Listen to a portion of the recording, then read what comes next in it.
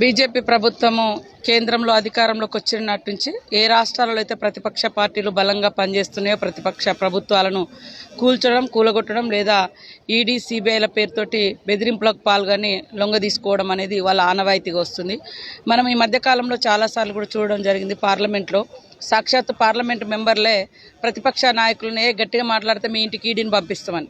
అంటే ఎంత పచ్చిగా దుర్మార్గంగా ఈడీని అదేవిధంగా సిబిఐలను ఇతర రాజ్యాంగ సంస్థలను రాజ్యాంగేతరంగా తమకు అనుకూలంగా ఈ బీజేపీ ప్రభుత్వం వాడుకోవడం మూలంగానే దానిలో భాగమే ఈరోజు మా సహచార మంత్రివర్యులు మరి స్ట్రాంగ్గా పనిచేస్తూ స్ట్రాంగ్గా గట్టిగా ప్రభుత్వ కార్యక్రమాలను బలంగా ప్రజల్లోకి తీసుకెళ్తున్నటువంటి నాయకుడు పొంగులేటి శ్రీనివాసరెడ్డి గారి మీద ఇంటి మీద జరిగినటువంటి ఈడీ దాడులను మేము తీవ్రంగా ఖండిస్తూ ఉన్నాం.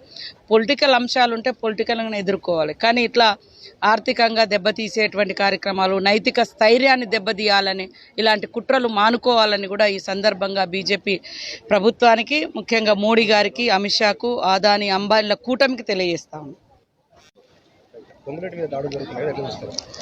బీజేపీ ప్రభుత్వము